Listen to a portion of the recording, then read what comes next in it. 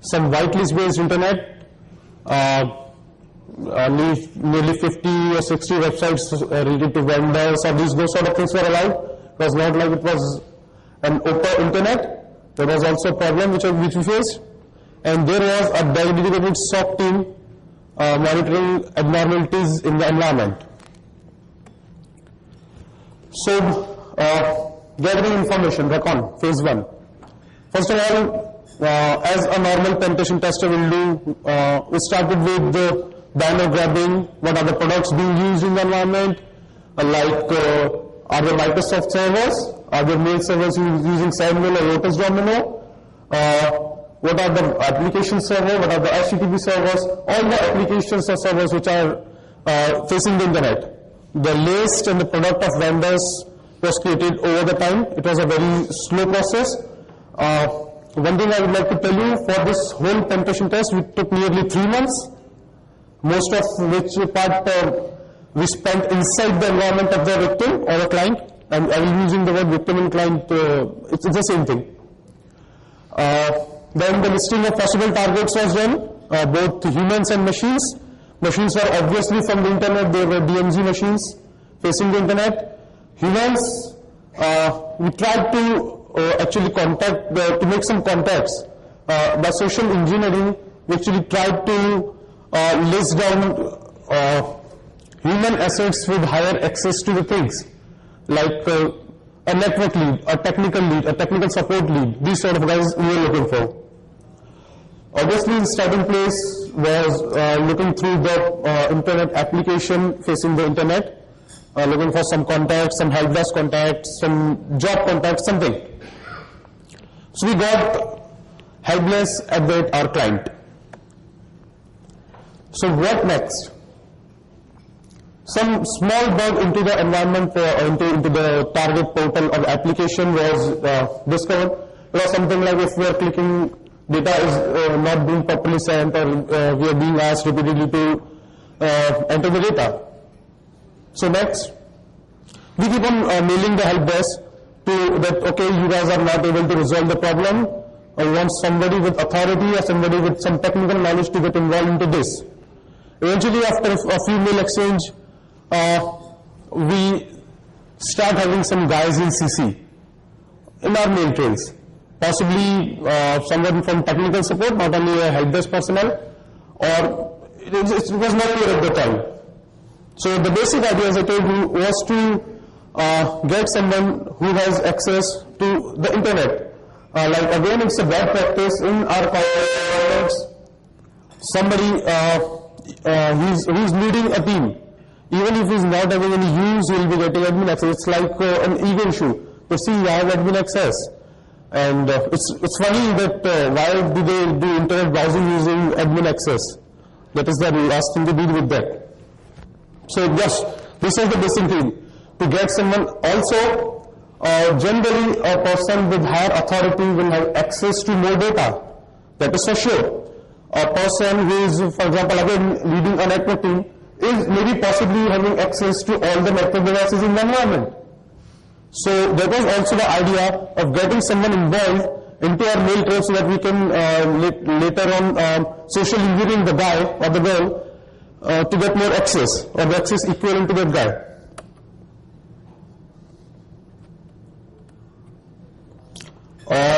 A mail used in the attack. This was the reply from the help desk of our client.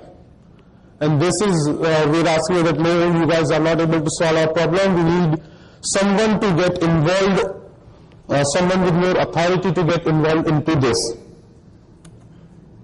So the result was, we actually were able to build a hierarchical list according to our wisdom that, okay, in this order, guys are responding. We actually send one-to-one mail asking to resolve a problem to the guys who are in CC and those sort of things. So we actually sort of were able to build a hierarchy level of our possible victims. And in total, we got 13 such mail IDs, including 2 group mail IDs, which was a very good thing, because we don't know how many people will be getting a group mail. moving on to attack phase 1. Now we have some mail IDs at least to start sending our payloads, our links, and all the sort of malicious data. So what was done? Forged mails were sent pretending to be employees from vendors. For example, most of you might be receiving some mails that, hi, I'm from, say Microsoft, and we've launched a new customer support portal, or we use that one from Oracle because our victim was using Oracle and Java. The Java is generally used by everybody, but our victim was using Oracle, some products. So it was very nice because some was recently purchased by Oracle. So we said that this is a migration from this support portal to that support portal. Please visit the link to check it out or register yourself for these sort of things. So there were fruitful results. I'll tell you about them later. This successful because we assume that our victims will be having at least some sort of awareness before clicking links. So we used forged domains somewhere is from IBM, but the vendor was over there, IBM India.self-IP.biz. Somebody recognize this domain extension? It's a DynDNS domain extension. DynDNS is a dynamic name service available freely. You can register your IP address with the hostname over there. So even this thing was used. This also belongs to DynDNS. We also purchased some similar domain names to that, which sounds same to the vendor. Like we used IBM.biz.cc.com. This sort of things were used to send the mails. Okay, I'll explain these 3 points later on.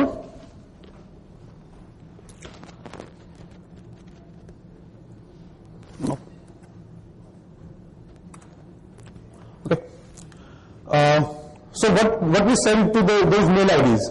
Basically 2 things. Payloads from Metasploit, some PDF files, look at our new user manual. And the payloads were of type, it's I think embedded exe into PDF without JavaScript, because again we assume that that environment being properly monitored and being secured, it may be possible that JavaScript is disabled into the other readers. So those are the things sent. The links which were sent in the name of support portal, some of them contained Beef's hook. Is everybody aware of Beef over here? It's a browser exploitation framework generally used to exploit cross-site scripting vulnerabilities to its maximum extent. And for us, we forged our website in a way that it loaded the JavaScript, which is called the hook of Beef. It was loaded automatically as soon as the victim clicks on our link. So our payloads were sent, these links were sent, and fortunately people were more than happy to click on those things. So basically what our Beef helped us out is that we are able to look at how many websites or which websites the guys over there were browsing. That helped us in bypassing the rightly based internet. Because it was told to us later on that the environment is a restricted internet, and also previous to these things, when we sent our payloads with IP addresses with the reverse TCP payload in Metasploit, there were no connections getting back to us. And yes, these were the things. I think there will be some screenshots there. Yeah, and to send the emails, social engineering toolkit was used.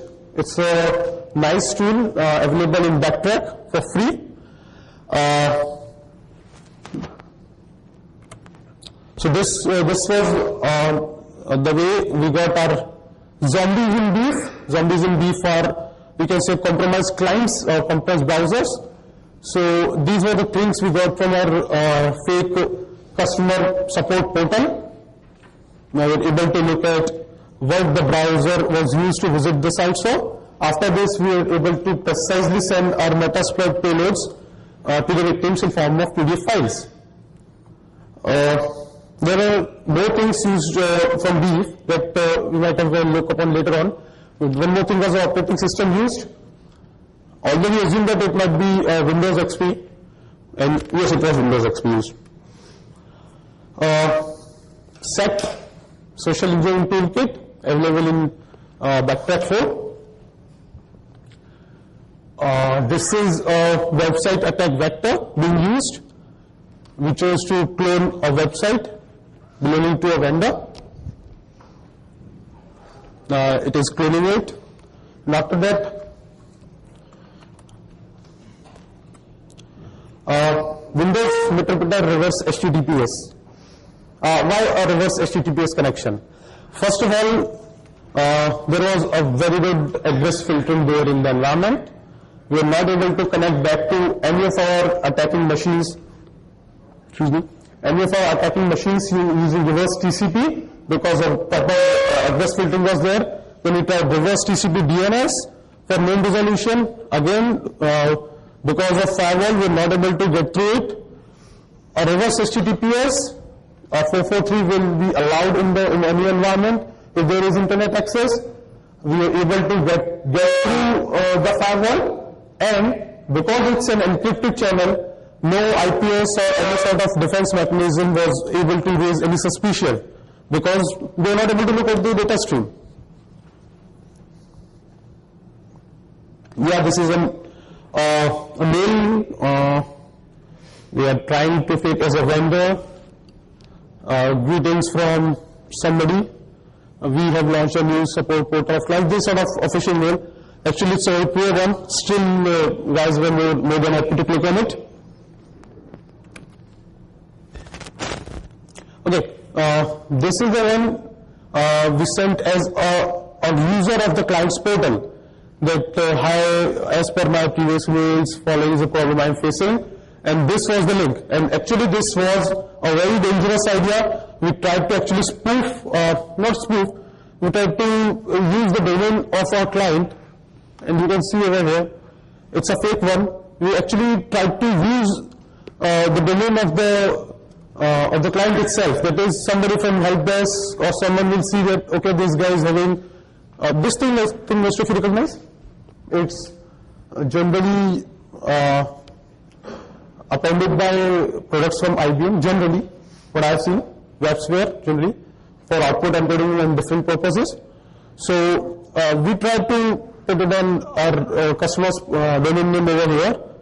And yes, even for this we got some clicks, but this is a dangerous thing. We raised a red flag. Somebody would have, raised a suspicion.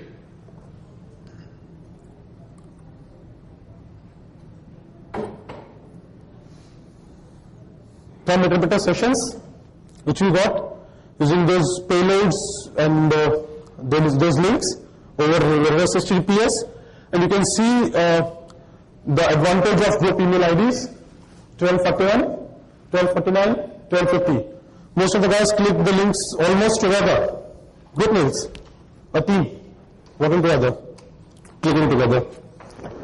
So in total we got 5 Meterpreter sessions. This was our initial stage of attack.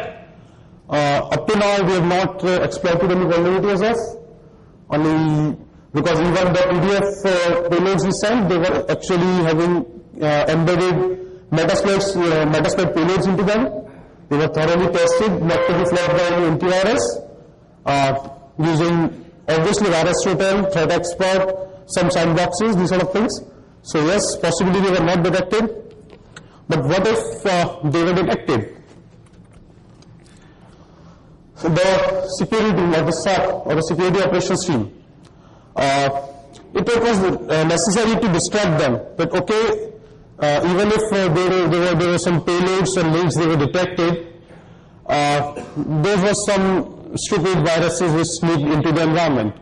We actually need to distract them from the things. And because we try to fake the domain name of our client, that might raise a suspicion. So what we used is the tool available again in Backtrack, which queries a domain name server or a name server with lots of fake queries with this rate, nearly 1.5 lakh requests, fake requests from a 4 Mbps line. That's what we recorded. So again, we assume that after this much amount of data, they must be looking at the DMZ. Okay, if it's okay, if they are detecting one or two fake payloads inside the environment, that's okay. We are getting a lot of traffic on the DMZ. And that paid off because we are never caught. Okay, so now we have access to 5 machines.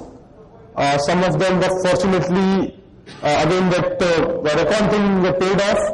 The guys who were leading the teams, they were running their browsers with administrative access. So we already got administrative access on few machines. Okay, so what else was required? Access to more systems to understand the architecture. Actually, to the whole network, a particular working area, because it may be a support center, a network operations center, something must be there. We need to compromise the whole network to actually understand what is the basic architecture, what is the working habits of the environment. That was very necessary to compromise the whole environment, as we have decided not to exploit any vulnerability. We need to look at the working habits of the guys over there so that we can actually make them work for us. Okay, so this is the example of one of the guys who was actually technical support lead. He was browsing the internet using his administrative account. Here you can see a simple, we did a simple get system, we got admin access on the machine. I'm sorry. Here on a shell on that machine, we are enumerating the users. And one of the most beautiful things about local administrator, and again a bad practice, is generally a local administrator is free from these frustrating things. Our administrators call them. Account expires never. Why a local administrator should expire? It is there for support purposes. Password expires never. Why? We have encoded this into our scripts. If the password expires, then our scripts won't work. So this is the way generally Windows administrators use their local admin accounts. Yes. So this will help us a lot, and how this is the thing it will work. In an environment like this, where local admin is free from these password policies, it is actually like in the whole of the environment, the same password will be there. We assume that, and we tried that with the PS exec module available with Metasploit. And for that, we need to add a route from our administrative access metadata. We actually route our whole traffic to the full network, and just we're able to get a lot of sessions. Here we can see that we are enumerating. Okay, I forgot to blur this out. Okay, forget these things. Here we can see that we are enumerating the local subnets. There are a lot of machines in the range of 10.0 or something. That is, we actually have access to a whole network. It's not an isolated machine or something for customer care. This is our administrative level metadata. Now we add a route to the whole environment, and then we start exploiting other machines. So that was it for the attack phase 1 almost. We got access to a whole environment, mostly with administrative privileges. Now what? This was a non-persistent one. We are not maintaining our access to the environment. What if there is a power failure, some guys restart their machines, we'll be losing our access. So for that we used 2 methods. We tried another method of backdooring the EXEs like PTO, etc. But those were more, they can raise suspicion. So some changes were made to the persistence access of interest script. Some changes were made to it. and lecture posted by SDM at the